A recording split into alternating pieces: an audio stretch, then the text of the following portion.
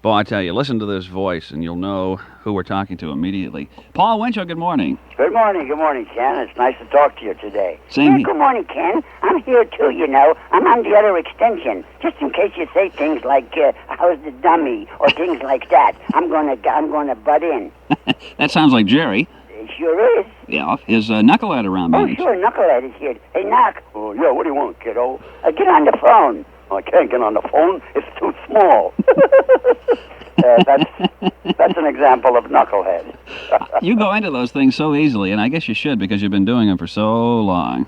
Well, what happens with a ventriloquist is that you actually compartmentalize your mind so that you have a certain area where you know Jerry is and where Knucklehead is.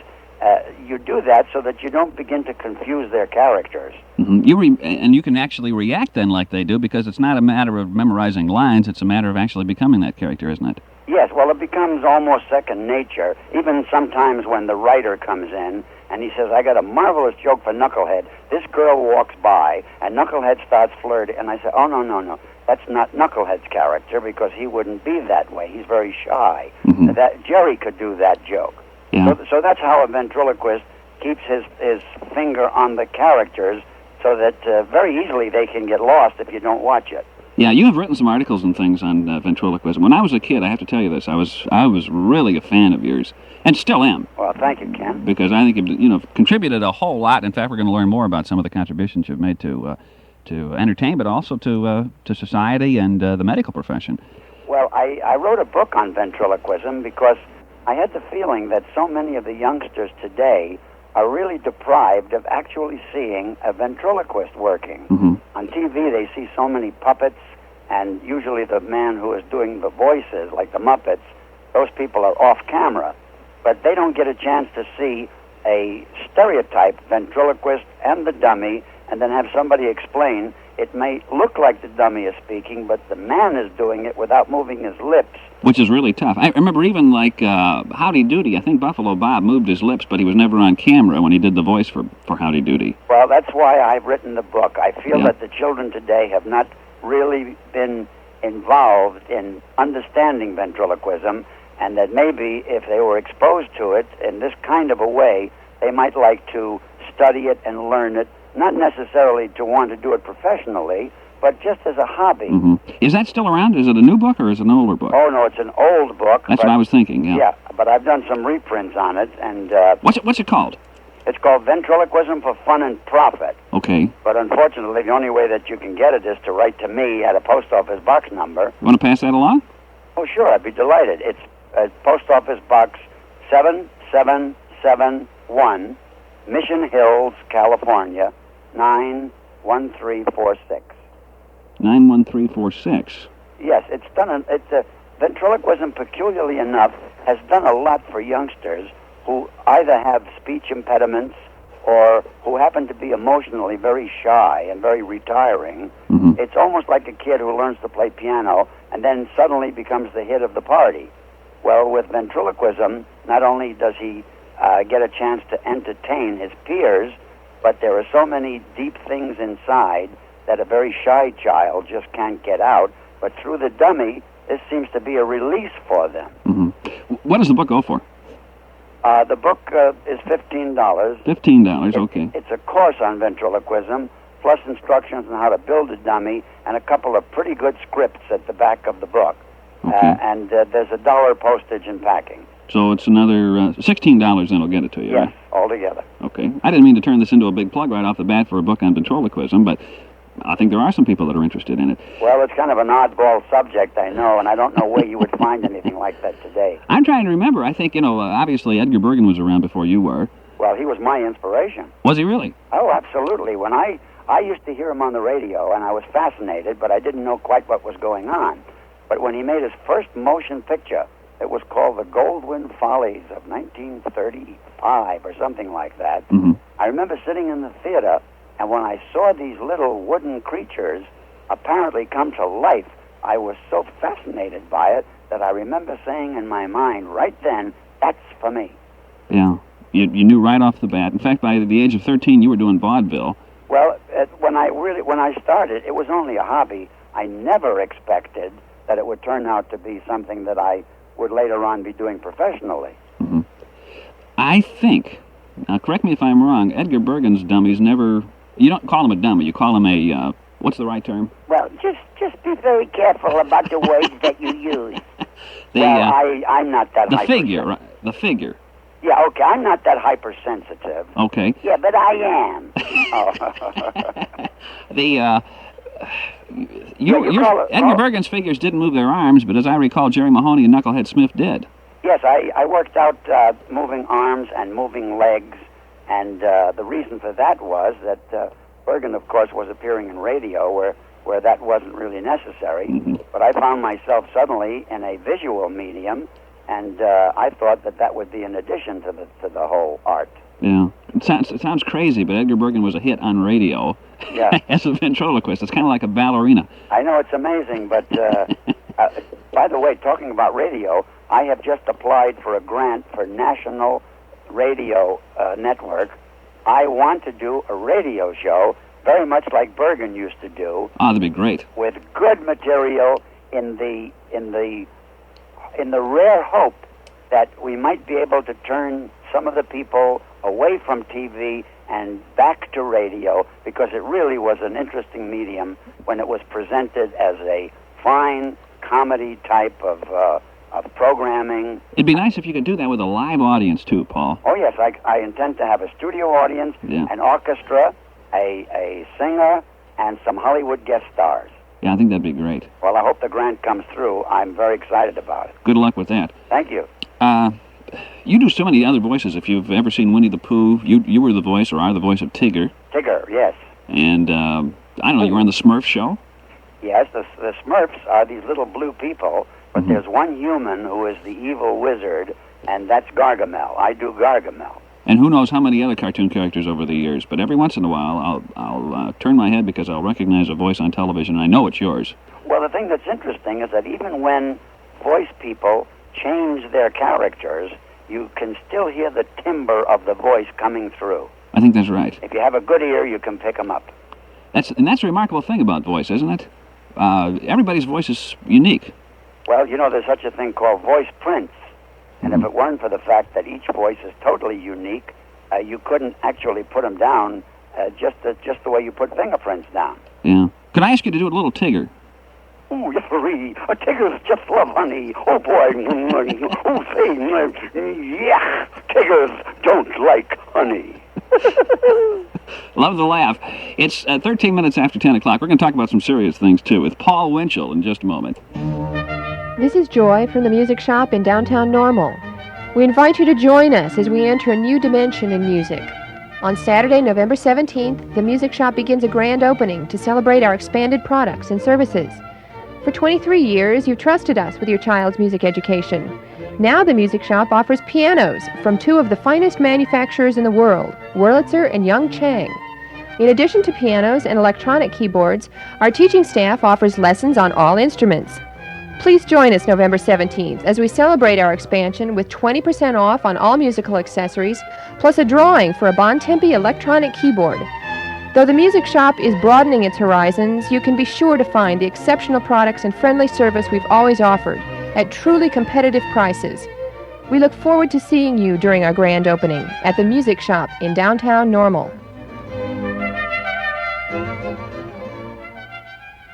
Attention all businesses. Old Heritage Advertising and Publishers announces the new Greater Bloomington Normal Telephone Directory.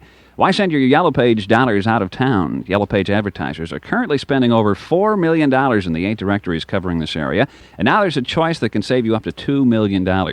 Reach your entire market by advertising in your Greater Bloomington Normal area-wide telephone directory and save up to 60%. For advertising information, call 828-6914.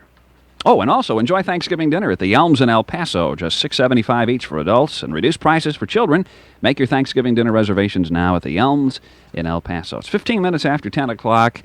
The dean of ventriloquists, I would certainly think, is on the line at the moment. I can't think of anybody else that, well, there's Sherry Lewis and a few folks like that, but Paul Winchell's name is certainly one at the top of the list as far as I'm concerned when it comes to voices and all that kind of thing. And yet, oddly enough, you've done so many other things that seem so completely unrelated from ventriloquism, Paul. Well, when you talk about doing something that's unrelated, it makes me want to say something that I usually try to say to the public, and that is that almost everybody in this world gets a great idea sometime during his life, but usually they kind of minimize it or they just poo-poo it only because it happens to be their idea. They don't have that confidence, huh? Well, if something belongs to you, you automatically assume, well, somebody else must have thought of it, or if it's my idea, it can't be very good. But I try to tell people that if they do get a good idea, to have confidence in it, even if it's in a field that is totally unrelated, and to try to pursue it, because so many great ideas never come to fruition because people give up simply because they think it's their idea, so it couldn't be very good. This is National Smokeout Day, and I know we've heard how much smoking can damage the body, can hurt the heart, and all that kind of thing. Oh, yes. Barney Clark, the dentist that was kept alive for I don't know how long. Well, he was he was an inveterate smoker, too, during his lifetime. He made use, and his life was kept going longer, certainly, because of a Paul Winchell invention. Well, he lived an additional 112 days, but Ken, I really do question the quality of life that he experienced. It's very true that we extended the quantity of life by giving him extra time, but I think the quality of life that he had was really nil. But after all, he was the very, very first recipient of an artificial heart, and therefore there was data we had to find out. And I think he knew that, don't you? I think he knew that he was going to be doing the world a service by becoming that first experimental patient. Well, I think we have to stop for a moment and really pay tribute to the man who I feel was really the hero of the entire drama. Most people, of course, venerate the scientists, the doctors, for the marvelous work that they did, but the real hero is the first recipient. It's just like when we went to the moon. Science got the astronauts there. The technology that science created was responsible for getting them there. But when Neil Armstrong put his foot on the moon, being the very first one to do it, is far different than all the rest that followed. Not that I minimize the rest of them, but there's something about the first one that's fraught with all of the unknown. Let me back up a little bit again and bring people up to date. You were in vaudeville at the age of 13, didn't have any idea you were going to become a professional, but obviously exceeded your wildest dreams as far as the amount of influence you would have in show business and all. Oh, absolutely, because it was strictly a hobby. It turned into a spin-off. Yeah, but then at 35 you realized, or at least you thought you were undereducated, so you decided to do some more book learning. Well, I knew I was undereducated. You would go to parties and figure out that the only thing you knew anything about was really show business, right? Well, you see, I dropped out of high school because when this thing all came to be, it was only about 7 years after the Depression, and I didn't really want to go and work in the theatrical business, but I received an offer from Major Bowes. I don't know how many of your listeners remember Major Bowes Amateur Hour, sure. The amateur. Well, I was one of the amateurs who won, and then I just proceeded to forget about it and go back to school the next day. But a week later, I got a call, and Major Bowes offered me $50 a week to go traveling and do my act. And $50 a week may sound like nothing Pretty today. hard to turn down back then, though, I'd bet. Well, 7 years after the Depression, that was a veritable fortune. Yep. Anyway, at the age of 35, you took a high school equivalency exam and enrolled in Columbia University. After that, you passed the exam. Right. You have a doctor's degree now in biomedical engineering, right? Well, you see, I was always interested in medicine, but unfortunately, I came from a family and the Depression where there was great poverty, so I just put that thought away that it was never going to be possible. But then suddenly, this hobby became a spin-off, a real lucky deal for me, and television emerged, and one day I suddenly realized I had enough money in the bank that I could now sponsor myself and put myself back into school and study medicine. Mm-hmm. So that didn't happen until I was 35. Are you a family man, Paul? Yes. Yes, I have 3 children. Of course, they're not children anymore. That was pretty tough to see. Maybe Dad go back to school at 35. Might be kind of hard for them to understand that, maybe, huh? Well, at that particular time, we were still a family living together, and even though I was quite busy, they might have been perplexed by it.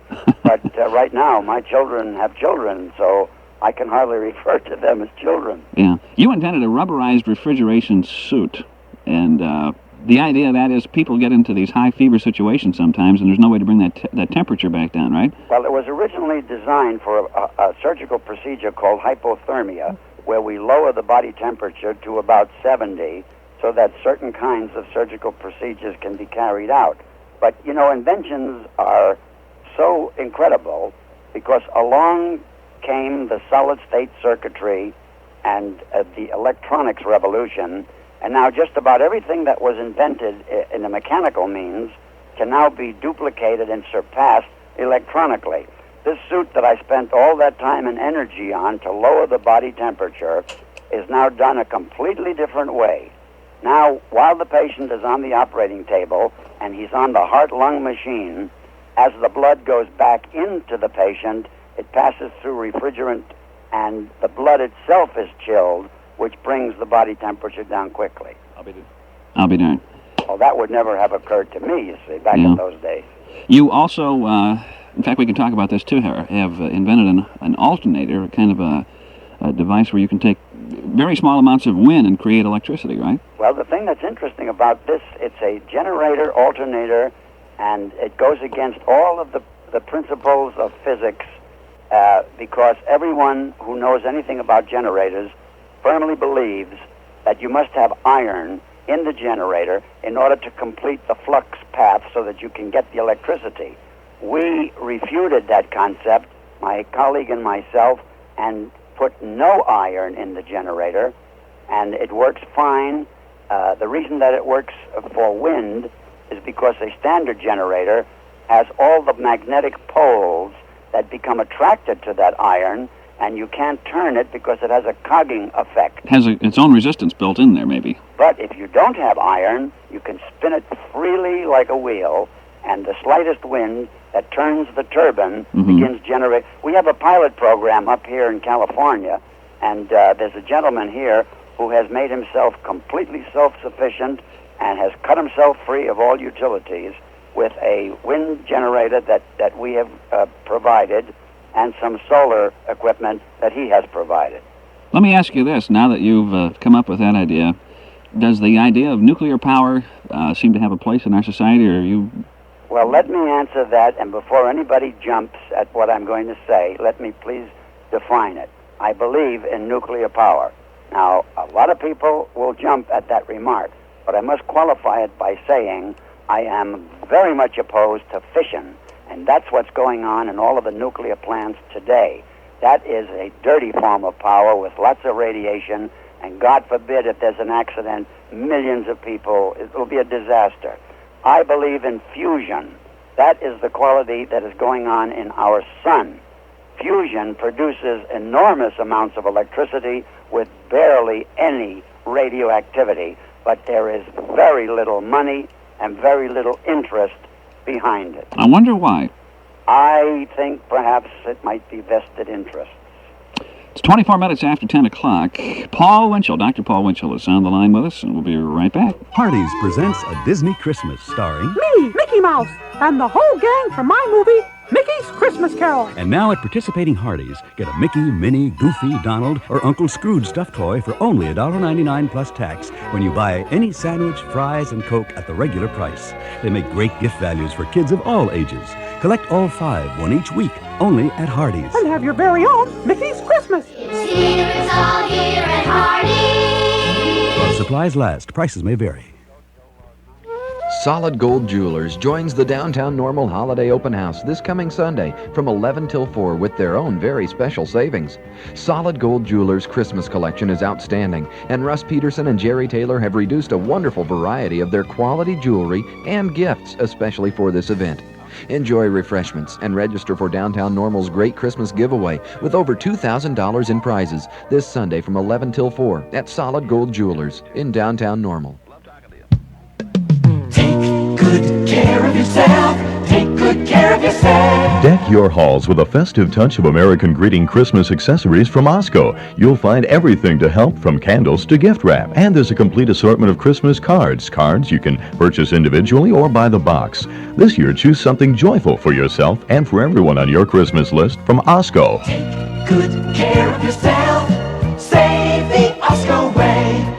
This is what's kind of fun about this job, Paul. As a little boy watching television and watching you on TV, little did I know that someday we'd actually be able to talk on the telephone. It's incredible. Well, I'm delighted that I had the opportunity to entertain you and to have something to do with your youth. Well, I think it was healthy entertainment back then, certainly from the stuff that you provided. Well, the stuff back in those days seems to me was a lot healthier for youngsters than what they're giving them today. Certainly more innocent. I'll certainly go along with that. Well, more values, I think. We haven't even talked about the Baby Fay business. Baby Fay has received the heart of a baboon, which is certainly a new approach to human medicine, I would think. Last reports I'd heard, she was having some problems trying to reject this. Yes. Her body's trying to reject the heart. Yes. Well, they are wondering whether they had been giving her enough immunosuppressive drugs, so they've increased the cyclosporin A, and she seems to be going back now and beginning to recover from that episode.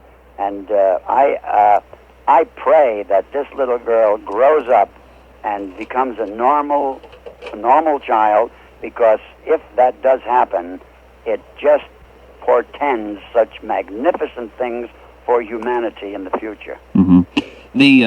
Theoretically, this heart will just go ahead and grow along with her, won't it? Well, now, anybody who will give you a definitive answer is just guessing. What we do know is, according to the DNA of the baboon, a baboon reaches the ultimate weight of about 60 pounds. So when this little girl reaches 60 pounds, if she does, the heart will be adequate to take care of her. Now, as she goes beyond that into 100 pounds or more, she will either require another transplant, or, now you know sometimes that runners and athletes enlarge their hearts considerably. And even create new blood vessels, don't they? Yes, and if that's called the collateral circulation. But if she goes on an exercise regimen, she could conceivably increase the size of that heart, where it would be able to sustain her all through adulthood. But any definitive answer at this point is really an empirical guess. I read something in some of the information I've seen on you. The artificial heart that you've created certainly does have an advantage in the fact that the body doesn't try to reject it. Is that right? Well, the fact is that plastic doesn't contain any chromosomes or genes or any of the DNA, and therefore the body's defenses fails to recognize self from non-self. But if you put in a piece of tissue from some foreign substance, another person or an animal, that has a different DNA content, and the body does recognize non-self. Mm-hmm. But plastic will not reject. Proof of that is, you must have heard of people that have these hip joints put in that are plastic. They also have patches sometimes sewn in the heart where there's a hole in the heart made of Dacron. They've even gone beyond that. There is a xenograft that is going on. That's a graft of a cross species. Many cardiac patients who have aortic problems have now pig valves put into their hearts. I wonder if you heard of that. I think John Wayne had a pig valve put in, didn't he? Right. Well, Maury Amsterdam has one. I didn't know that. And he had what they call aortic stenosis, which means that the valve was all overgrown and closed with scar tissue, so that the blood wasn't pumping through properly. They removed that and put in a pig valve, and he is doing magnificently right now. That's great. Paul Winchell, I wanted to know if you can just take about 5 minutes here to get whatever you want in the way of relaxation, maybe a cup of coffee or whatever. You drink coffee? Not too much. I don't smoke either, and I don't drink. Okay. We'll be back with Paul Winchell, and I think this is fascinating. I want to talk more about your invention, the mechanical heart, the artificial heart, after we bring you up to date in the news department. Working for a living, got to earn your pay. When things get hot and heavy, take a break and get away. Call a loving woman, call a loving man. Nothing really gets to you like RC Cola can. RC Cola really gets to you. Refresh, restore. In the medical world, Paul Winchell is on the line. Dr. Paul Winchell, in fact. well known to millions, certainly. Actually, this is hard for some folks to believe, but you came up with the patent for an artificial heart. There was another person who was working on one as well, and the patent went together, didn't it? Well, yes, the person who was working on one is a man named Dr. Kolf, who was the head of the Division of Artificial Organs at the University of Utah. Dr. Kolf is Dr. Robert Jarvik's boss. He came up with an artificial heart, not Jarvik, and I came up with an artificial heart, which I patented, and then I got a call from him that I should please go there and bring my patent, and when he read it, he saw that his patent was based upon all of the principles of my patent, so he asked me to join forces with them and to donate my patent to the university, which I did, and I worked there for a number of years. They even let me scrub in and do surgical assist on artificial heart transplants because the patients were animals. If it were a human, it wouldn't be legal. I see. So I participated, but while we're on that subject, just for the record, Dr. Robert Jarvik is the designer of the artificial heart, not the inventor. He has never claimed to be the inventor. He's a very moral and scrupulous young man. The media has given that implication that he is the inventor. He took the technology that I contributed and did marvelous things to sophisticate it and to update it for human physiology. We were working with animals, so the size of the unit back in the 70s was not very important. And when we began to get the approval from the FDA that we could now work with human beings, he did some marvelous redesigning and fixed up the contour, the shape, the size, but the invention itself remains essentially the same. It's 1963 at the time that all came about, as I recall, so that's been, what, over 20 years ago? Well, the patent was issued in 63. I began working on it in 55 with a friend of mine named Dr. Heimlich, who has since become world-renowned. Heimlich maneuver. Right, for the Heimlich maneuver. He was very, very helpful, guiding me through some of the pitfalls and straightening me out when I was going astray. One day, I finally brought him a model. He said, "I think you got something here, and if it were mine, I would patent it." What was that? Yeah, what was the hardest thing to conquer? Obviously, a heart is a pump, and it pumps blood, but it has to speed up and slow down and all sorts of things, doesn't it, depending upon what kind of activity the body's involved in? Well, originally we were just working with animals, and we had them pretty well contained. We had them yoked in little pens, so that wasn't a problem. Today, because we are now offering the artificial heart to human beings, we have included a microprocessor chip in the unit that takes care of the needs. If the person mildly exercises, the microprocessor chip gets that information and does speed up the heart. If a person is resting, the information is passed along and it slows down the heart. Paul, obviously in the case of Barney Clark, there were all sorts of tubes and this big apparatus connected with it. Do you ever see the day when your invention is going to be used, it'll be self-contained in the body? And yes, as a matter of fact, I'm working on that right now. Ever since that first embodiment, I have been disenchanted with the fact that two huge tubes have to come out of the patient's chest or his abdomen to this big air compressor. Now, that area where the tubes enter the body is an area that's very hazardous for the admittance of infection. So I want to get rid of that completely. I invented another artificial heart, which is totally electric, which will be able to be placed within the patient, close him up completely, and have no external power source. I had one little problem that was extremely technical, and I didn't know how to work out the circuitry, and I'm not able to get funding or government grants, as some of these major institutions are. So what I did was I went on a coast-to-coast radio show and made an appeal for any physicist or electrical engineer who might be willing to assist me gratis just for the gratification because there was no money involved. And believe it or not, I got a call from MIT in Massachusetts, and they are presently working out this one problem. That's as terrific. soon as they have it solved. And I'm in contact with Dr. DeVries in Louisville, Kentucky. See, he left Utah, and he went to the Humana Heart Institute, which this is something I think the public should know. because I've heard so many complaints about what are we going to do. The government is going to be bled dry paying for all these experimental surgeries, blah, blah, blah, blah. Well, Humana Heart Institute has agreed to pick up the bill for the next 10 recipients. Wow, that's great. It's terrific.